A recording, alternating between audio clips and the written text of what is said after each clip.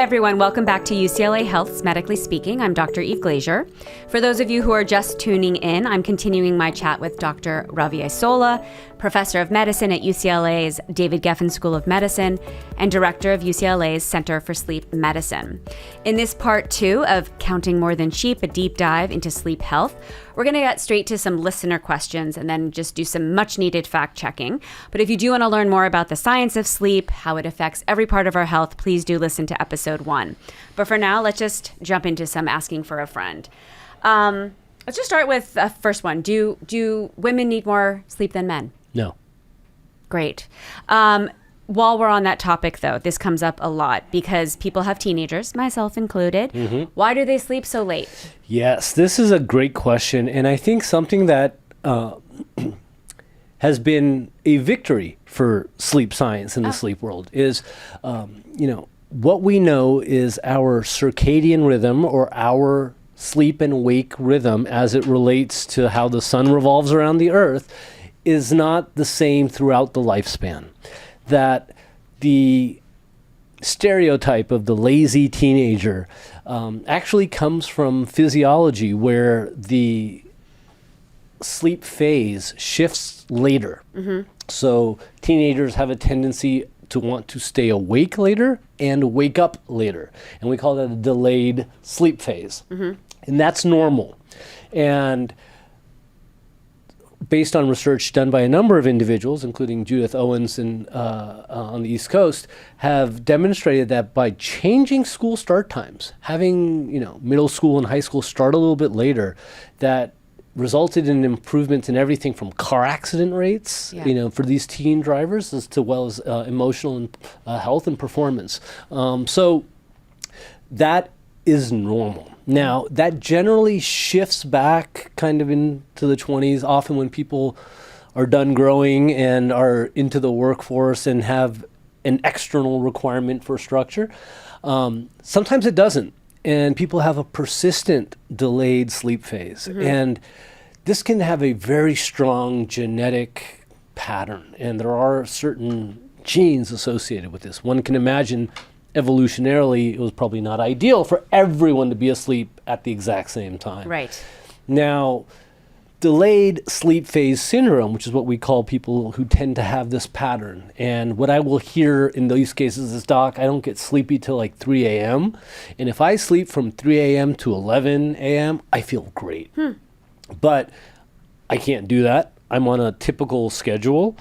So I can't sleep when I'm supposed to sleep, and I'm sleepy when I'm supposed to be awake. And people may struggle with that for years, and only kind of become more aware of why that is after they've learned about the circadian rhythm mm-hmm. and reflected more on their own patterns. Right. It's not impossible to change your rhythm in regards to when you wake up and sleep. That can be done by implementing almost a militant schedule about when you wake up, and sometimes using very low doses of melatonin several mm-hmm. hours before bedtime to try to get the brain and body to fall asleep earlier. But often people aren't aware of this for years and struggle. Right. And they may get tested for things like sleep apnea. They don't have it, and yet they have this insomnia, and it's really very biologically driven. Right. And that awareness can help a lot. But you're reminding me that we're all individuals, right? And so for all these really amazing recommendations, that people might be in patterns that work for them, or they just might be genetically predisposed to. Absolutely. People who have delayed sleep phase may struggle. Is that fancy for a night owl? Yeah, exactly. Night owl or early lark, we call advanced sleep phase. Oh, okay. Morning larks. It's often a decision at some point in life. Am I going to live on this schedule, or do I have to adapt? Yes. We have whole populations of people who do night shift work. And, certainly in the hospital, some do so because they have to, some mm-hmm. do so because they prefer to, and they maintain that schedule even on the days that they're not working. So that doesn't, that's not exclusive to medicine. There's certainly shift work in other areas. And for some people, that aligns better with their rhythm. I'm not saying that everyone who's a night shift worker has that. Sure. Mostly they're adapting to that night shift. But for some people, it may align better with their body's natural rhythms.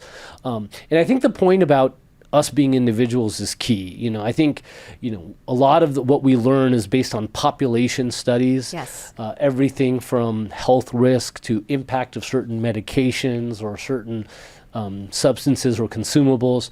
And when I'm asked those general questions by the individual in the clinic, well, we talk about you, about that individual. And so good to hear. What is the relative risk and benefit of any specific supplement, medication, behavior, treatment on you, and what are we hoping to achieve? And I think that is a more meaningful conversation rather than giving blanket recommendations that people may get more anxious about because it doesn't fit with how they live their life or what feels right for their body. Right, exactly. Sleep trackers, you mentioned them in the prior episode, so I realize this might not be a brief question, but do you feel like they're helpful? Or are they just fueling my anxiety? That's a really important question, and I think I view it in the context of any sort of biofeedback, because that's essentially what it is. Right. Some people with real-time biofeedback, whether it's monitoring pulse rate and trying to train them to help manage a stress or anxiety reaction, will take that feedback and it helps guide a behavior or an action. For others, just monitoring them or their awareness of being monitored makes them more anxious. Right. And that feedback is not helpful. And similarly, in those scenarios, I ask patients, well, why are you tracking your sleep? Yeah. What is it that you're hoping to achieve? If it is informing a decision about behavior, your activity level, your timing of certain activities that you do, whether it's work or exercise or meals, then I think it's useful. Keeping the same hat I have as a critical care physician as well is measuring stuff and getting information that you don't know what to do with or don't have a clear plan is only going to create confusion and anxiety. Yeah, and anxiety. And that's not helpful. Most of what we're dealing with when it comes to sleep concerns, in the absence of physiologic sleep disorders, is largely being driven by an anxiety type pattern. And I think that point too, it's sort of like if it's giving you insight, right? And that insight gets translated into whether it's a concrete action, I'm going to get into bed and not scroll, or I'm realizing that, you know what, I might need some cognitive behavioral therapy, or I need to see a sleep specialist, great, right? But just to sort of have numbers or self-prescribe or self-dictate probably isn't helpful. It isn't, and I'll make one point here. Because as many as you'd like. Because sleep, I'll say this because this is something that we're actively working on and actually in development at UCLA. So a lot of the trackers that we use currently tell us whether you're awake or asleep. And that's it. Right? Actigraphs or actigraphy, which is essentially a motion tracker, is what is built into most of these trackers that are telling you whether you're awake or asleep. They may have done lots of studies to estimate sleep. There's even variations in how blood flow occurs in different parts of the body that correlates with sleep. So they're starting to get more sophisticated in that regard. But that's not exactly always what we're interested in. Yeah.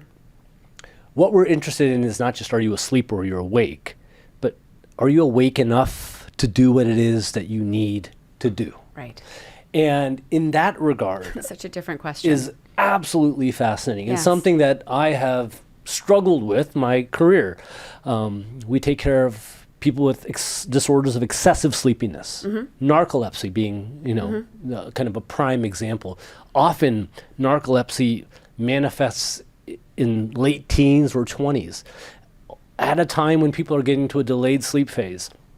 Treatments for narcolepsy often involve potent medications, stimulants, derivatives, or relatives to amphetamines or other drugs. And we're giving this to young people.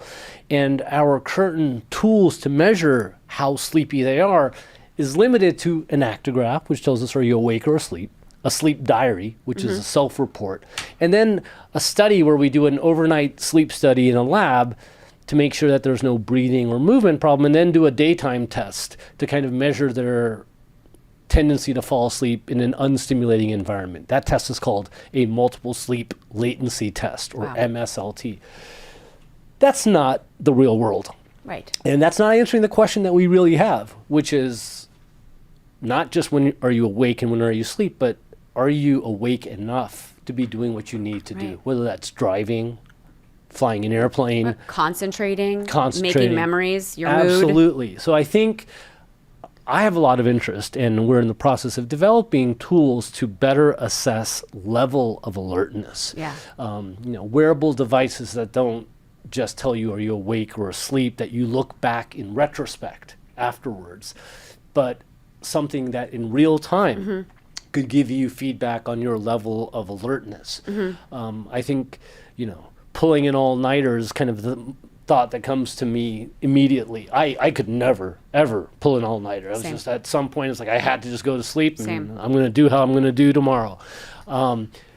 Having more reliable feedback about, okay, I'm doing X activity, studying, some especially repetitive activity that you may be well trained on.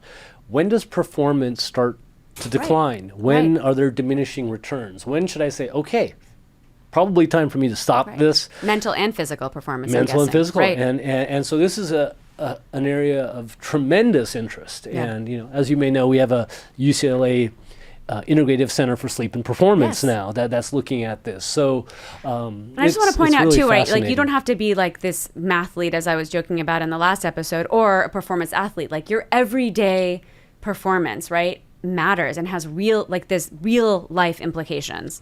This is fascinating. I really look forward to hearing more about it. To driving, making decisions, how you're interacting with your family and friends, how you're performing your job, how you interact with your spouse. Exactly. And I think these are often areas where the consequences of disrupted sleep manifest, but are not recognized. Speaking of partners, I think, we talked a little bit about sleep apnea in the last episode.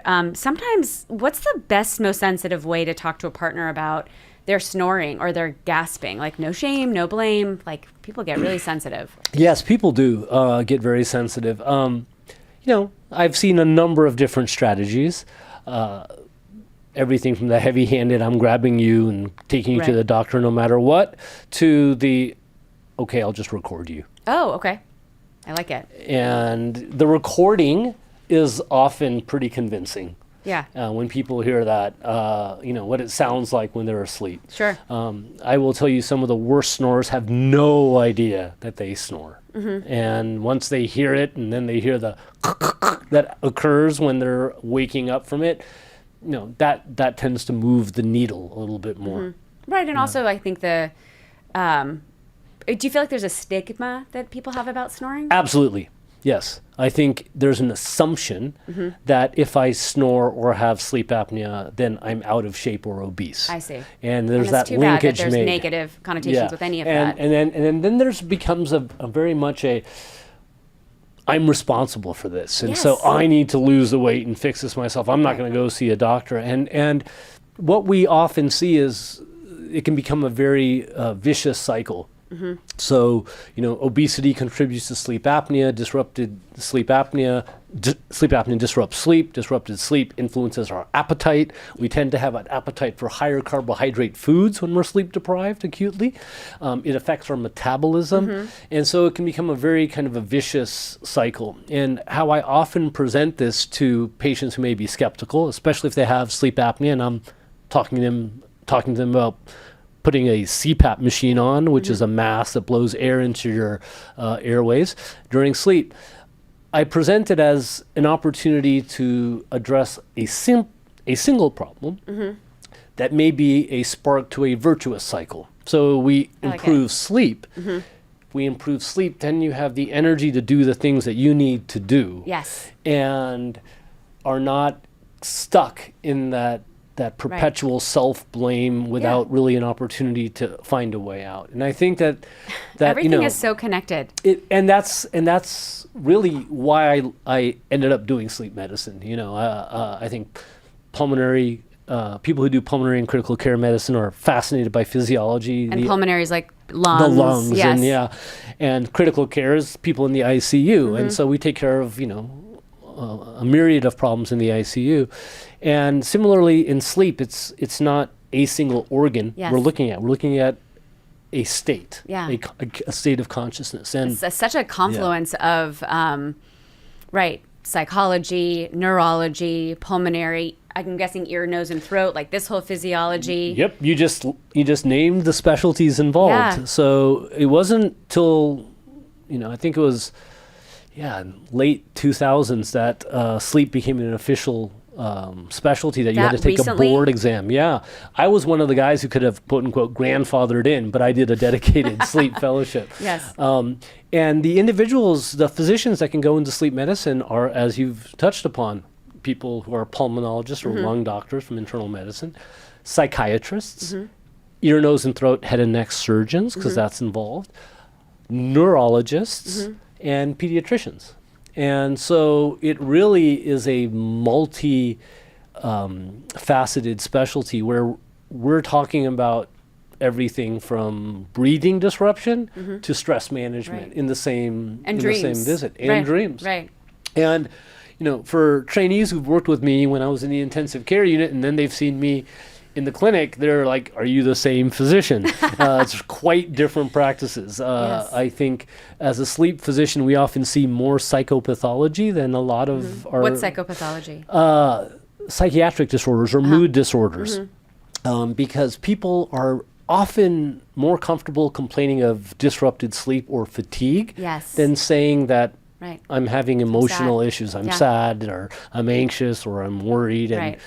And so, the direction of the conversation in clinic can be quite different. And you might be a doorway. So the sleep specialist might be even a doorway to this, like you're saying, this virtuous It cycle. Absolutely is. And what we're trying to really get into, and often we do, is into the psychology of what is behind this individual's not just beliefs, but patterns of behavior. Why are they doing what they're doing? And what we often identify is oftentimes they're compensating for disrupted sleep and stress, and those two feed off of each other, and so it becomes a comprehensive assessment. I always have patients who are surprised that when they're grieving, that their sleep cycles that they're not sleeping well. Yeah. It's the first thing that gets disrupted. I know, right? When we're stressed, and whether positive things that we're excited about something, or deeply, hurtful things. Dreams are fascinating. Yes. Specifically in that I have not seen a good correlation between how much REM sleep someone has, which we're measuring during a sleep study, not routinely otherwise, and what they recall from their dreams. I've read sleep studies where I've seen a person get a whole bunch of REM sleep, and I've asked them afterwards, and they don't remember any of their dreams. Others get a sliver of it, and they'll tell me this whole story about what's happened. And dreams are fascinating. My oversimplification in those terms is there's REM sleep. There's a lot of activity going on in the brain, and that activity is coming into the centers in the brain that are normally used to getting input from other senses and during wakefulness. So those other systems aren't feeding in to the signals that are currently getting up into the brain. And so the brain has to make up a story. And the story that it makes up for all these signals is based on what it knows. Its history, its predispositions. And so, again, a gross oversimplification, and Some people may argue with me about that, but that's how I describe it. Human beings and their narratives. Yeah. Let's talk about kind of things that help people sleep. So can you explain what melatonin is before I ask you about taking it? Yeah. So melatonin is a hormone. Right. That we produce. That we produce. In our pineal glands. In Look the at this. pineal I gland. just pulled that out. Yes, Yes, absolutely. I hope you're And there are certain receptors in our eyes that are not involved in vision, but are involved in communicating light exposure to the pineal gland. And so when light hits those receptors in our eyes, signals go to the pineal gland through the hypothalamus to the pineal gland to say, hey, it's daytime, which tells the pineal gland stop making melatonin. Mm-hmm. As the day progresses and we get closer to evening and it gets darker, that's when our body starts to pick up melatonin secretion. We measure an individual's circadian rhythm by looking at when does their body start making melatonin. We check a dim light melatonin onset. So it's actually a measurement that we can do experimentally. So we check when is this person's body starting to make melatonin, and then when does their body hit the lowest temperature in the 24-hour cycle. And then using those two data points, sort out what's this person's circadian rhythm. I can't believe I've never asked this before, but if the pineal gland, see, I even said it wrong, right? Yeah, you're right. Is producing the melatonin, where are the receptors for the melatonin? There's receptors Was that all over the place? all over the place. So all over your body. Yeah, Okay. and it gets... We don't have to go too into it, but I it just gets a li- realized that like so much we always think of like consciousness and neurology in the brain, but it's Right, and to make things more complicated, the Nobel Prize, I think in 2017 it was, went to a group that described the actual molecular mechanism of circadian rhythms. And We'll put a sleep link and in the show notes for all of you to go read more about. Okay, so so melatonin, so what do you say to your patients who want to take it? Great question. So what you're buying at the store is a biosynthetic version of melatonin. Because melatonin was approved as a supplement, we don't have great data in regards to what dose of melatonin taken orally. That's for sure. What does that result in the bloodstream? And there's certainly variations in absorption and also metabolism that can impact how much melatonin is actually getting into the system. Regardless, the doses you're typically taking, over the counter are way higher than, what's in the body. Right. Melatonin, from our perspective, therapeutically, is used in two primary scenarios. One, to try to advance someone's sleep phase, get them to fall asleep earlier. This is the night owl that we're trying to get to fall asleep earlier. In addition to saying wake up at the same time every day, get lots of light exposure. A point on that, light exposure, ideally outside. Okay. Inside, overhead lights, we might as well be in a cave. Our brain doesn't recognize that. So we need to go get broad light that tells our brain to stop making melatonin. We then recommend very low doses, somewhere 0.5 to 1 milligram, taken several hours before the intended bedtime to try to get people's body to know, okay, so we're trying to mimic that melatonin onset. Several hours before, because everyone's pounding 5 milligrams at 10 p.m. And so that's the second Yes. scenario in which we use melatonin. Right. And the dose is different and the timing is different. So in those cases, typically anywhere between 5 and 10 milligrams is a dose that's often used. Okay. And in those cases, it's being used as a hypnotic agent to try to get someone to go to sleep. Most of the studies that have looked at that, as far as effectiveness, it's pretty much like a coin flip. 50% of people probably respond and other 50% don't.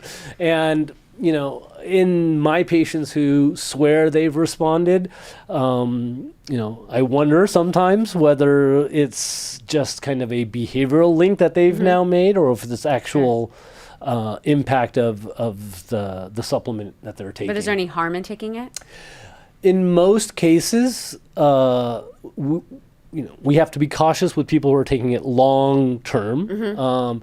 But for most people, and in a lot of the recommendations from the sleep world, it's kind of like yeah, it's okay to take. It's probably safe in the absence of any other problems. I think the issues are sometimes if children are taking it. Yes. And the dose that they're taking, is that going to have an impact on development and so forth? I mean, maybe a larger recommendation is that even if something's over the counter, talk to your doctor about it. Yes, absolutely. I think over the counter does not equal safe. Right. And supplements that don't require prescription does not equal safe, and certainly doesn't equal effective. Mm-hmm. Yeah. Okay, good. What about CBD gummies? I think a lot of people are using those to help them sleep. Yeah, that's been very commonly used, and the literature on cannabis and sleep is a little messy. Mm-hmm. Some of the history of the formulations of cannabinoids that were used, skewed towards certain group of cannabinoids. More recently, with the fact that it's been available broadly, lots of people are taking it. I have patients who will swear it helps them sleep, and often because it alleviates another problem. Right, like pain, upstream, pain or anxiety. Or anxiety. I think the literature is a little bit conflicting. Some of the prior stuff said it may help, promote sleep. Now that people are looking at it in populations where it's been, widely available, there are some concerns that it could actually interfere with sleep architecture, over the longer term. So it's, again, one of those things where, why is this person taking this? I was just going to say, is some of the questions to ask if you feel like you need to be reaching for anything, again, whether it's CBD or melatonin or a prescription sleep aid, is that a good time to bring it up with a doctor? Go have a sleep evaluation? Certainly it is, but I think one of the first questions that can be asked by anyone who's going to refer to sleep is, why are you doing that? Right. And when you ask that, you sometimes get answers you weren't expecting. Right, because there could be actually other things and other tools that might help more. I'm going to just use the word upstream, right? I mean, okay, I think that's just helpful. And it's not to say don't necessarily take these, but it's kind of going to more of the source, yes, right? Is that the solution to the problem that we're trying to solve? Right, especially long term. Yeah. And there's just a lot of other tools. And I can't tell you the number of diagrams that I've seen in different medical journals and so forth that show downstream inflammatory markers or cytokines or things that signal other cells. And if we go back and say, well, what was the inciting, kind of problem? Yes. And it's stress. Right. Stress is the inciting problem. Then we look at all these other things downstream. Well, what can we do about that stress? And that's where, the psychology and kind of the neurologic aspects, as well as how that ties into physiology, comes up. Because if we can modulate that stress response way upstream, do we then decrease the need for all those other things? Exactly. And what are our tools for that? And you're reminding me too then, does how you are sleeping, how much, how little, how poorly, how well, affect your immune system? Yes, it absolutely does. And there's actually been great research out of UCLA done by my colleagues. I think Mike Irwin and Steve Cole published on this specifically and looked at individuals with breast cancer, women with breast cancer, and with insomnia, and found that treatments for insomnia, which were cognitive behavioral therapy for insomnia, which the benefit is not limited to just insomnia. It becomes a tool to help manage mood. That those individuals had better outcomes, better sleep, had better outcomes in regards to their cancer diagnosis. Steve Cole is a immunologist, a cancer immunologist, and it's fascinating to me that you take something that's so universal as sleep and an experience of stress and say, hey, these are tools to help manage your stress and improve sleep. And guess what? You feel better. Proven on a molecular level. It's incredible. Afterwards. And it's, sometimes paradoxical that we need that proof to something that's intuitive for all of us. Better sleep, you generally feel better, but our cells need the sleep. Our cells are showing that response. Yeah. Wow. What about breath work or meditation? I don't mean to lump those together because they're very different, but just and. Well, they're often linked together, and so meditation and breath work. What's often referenced as breath work comes from yoga practice, which I refer to in its original name, pranayama. And the reason I make that point is the word prana is a Sanskrit word that can be translated in multiple ways, including breath, but also life force and so forth. Now, to link this and how I explain it to my patients is and this is not for everybody at every stage. You've got to make sure that a person is psychologically capable of doing this work, and as well as physically. And so one of the few things I start let's talk meditation first, is what we're doing in meditation is teaching non-responsiveness. So most people who first try and meditate, the answer is, okay, doc, I got whatever app it was to help me, and I sat there quietly and slowed my breathing down, but then my head was just flooded. All the thoughts. I couldn't make it go quiet. And my answer there is, that's the point. The point is to allow all those thoughts to flood your mind and not react to them, and just let them go. How do you do that? Part of it is to focus on something as simple as your breathing. And focusing on your breathing, using some numbers perhaps, different numbers are out there, 4, 7, 8 breathing, and I generally have my patients not hold their breath that long because I have pulmonary patients, but really what we're trying to do is prolong exhalation and awareness of diaphragmatic breathing. Once you do that, you slow your breathing rate down. Once your breathing rate slows down, your heart rate also slows down. When you're breathing slowly and your heart rate is lower, the feedback to the brain is this is not a stress situation. So that's when we start talking about the parasympathetic and sympathetic nervous system, which is the fight or flight, the part of our nervous system, that the autonomic or automatic nervous system, that if we're presented with a threat, our body's ready to fight or flight. And the parasympathetic, which is the rest and digest. That's why comfort eating is effective, because fill your belly changes your blood flow and changes your nervous system. So one way that we can consciously start to have some control over our autonomic nervous system is through breathing.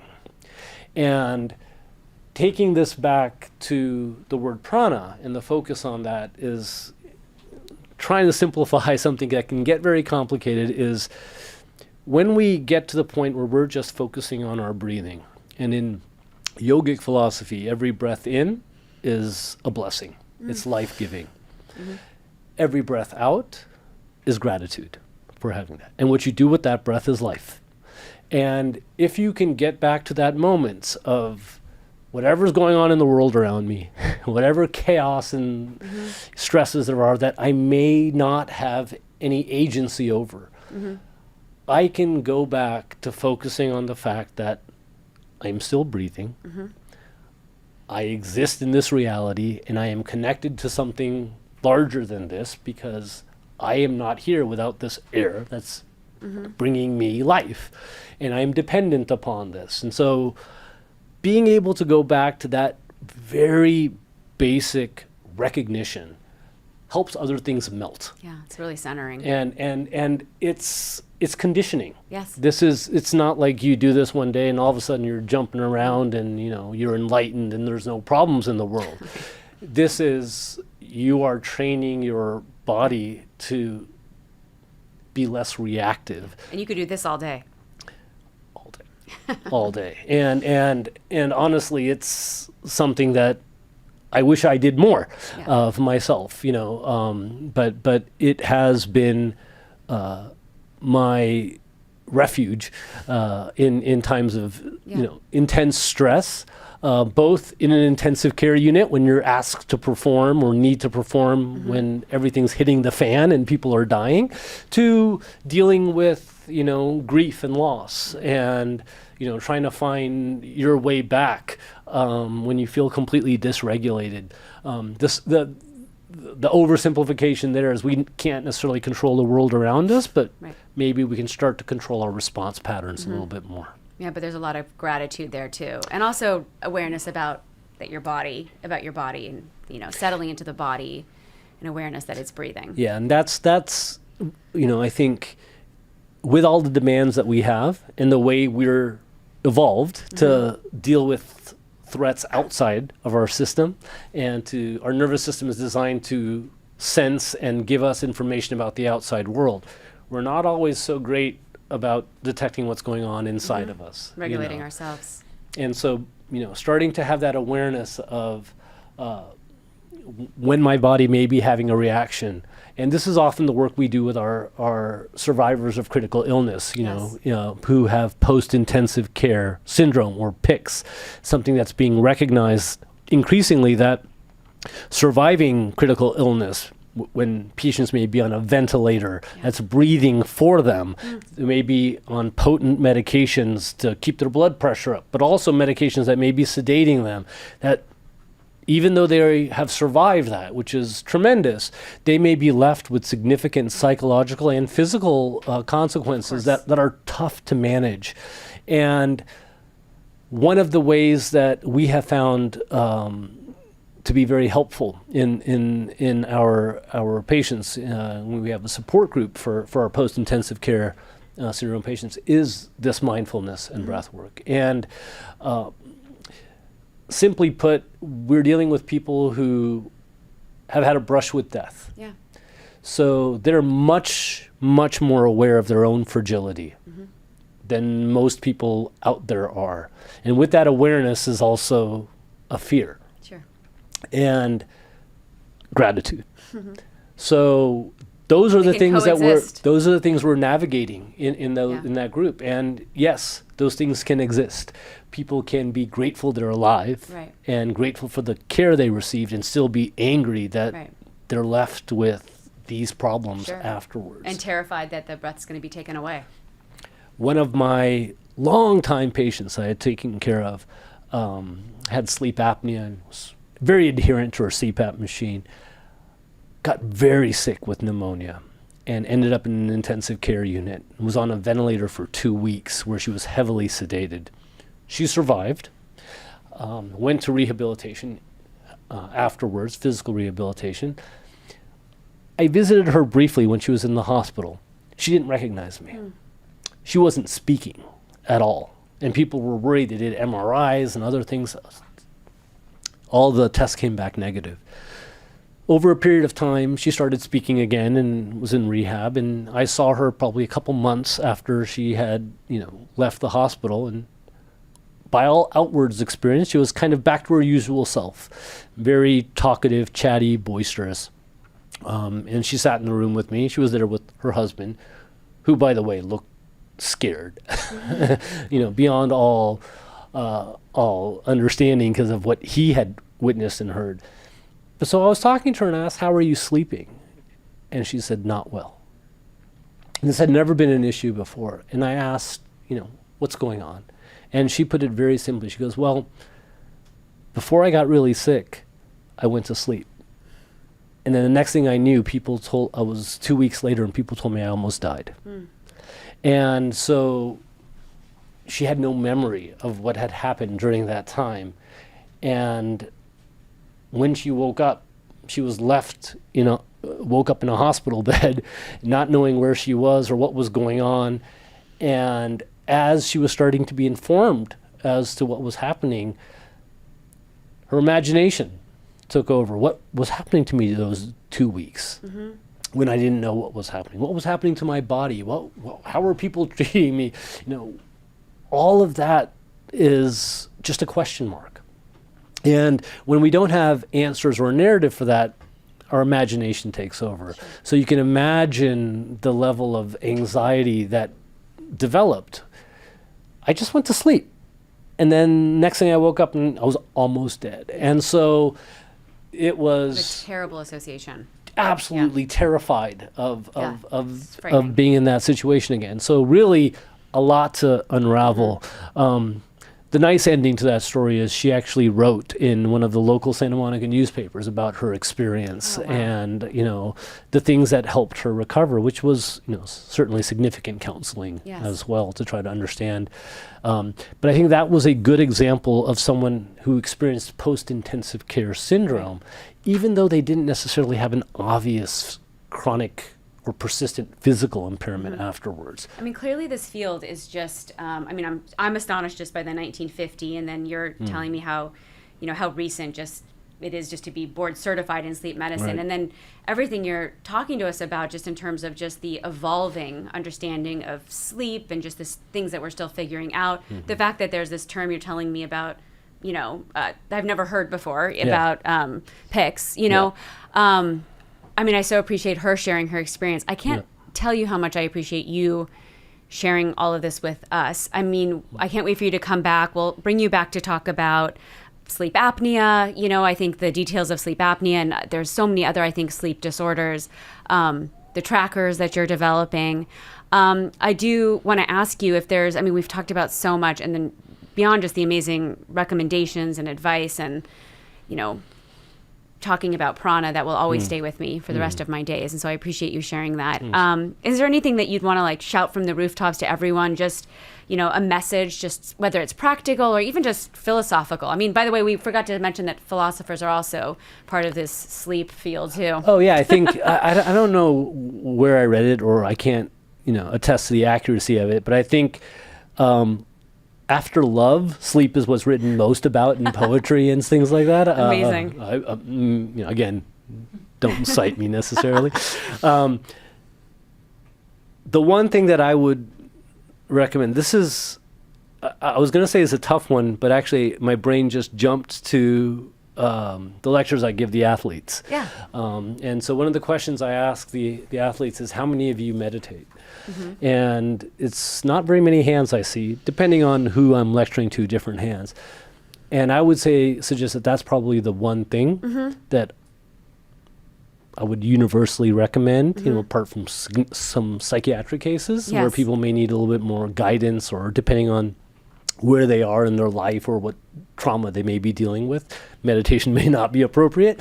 But in the absence of that, I think that is the one across the board recommendation I would have, because to develop that interoception, or a sense of what is going on in our own bodies, both physically, emotionally, and thought-wise, and then helps us to start not just having a connection to what's, beyond us, but also more a sense of control, that we're not just at the whim of what shows up on the news. And that our emotional state's not going to get whiplashed based on, the latest headline. And agency, right? And like you were saying, like your mind is flooded with all these thoughts, and you have a little bit of agency about how much you want to identify with those thoughts.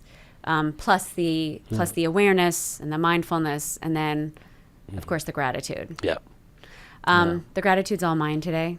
All of our listeners, we're so grateful for, honestly, the physician you are, the innovator that you are, the doctor that you are, and honestly, the person you are. Thank you so much for being here. Eve, I really appreciate that. That's, very kind. And it was a pleasure. I could talk about this for hours. Well, good, because we're bringing you back, and there's so much to talk about. This is, I don't even want to say it's a hot topic. It's an evolving, right? People are paying attention to it for the right reasons, right?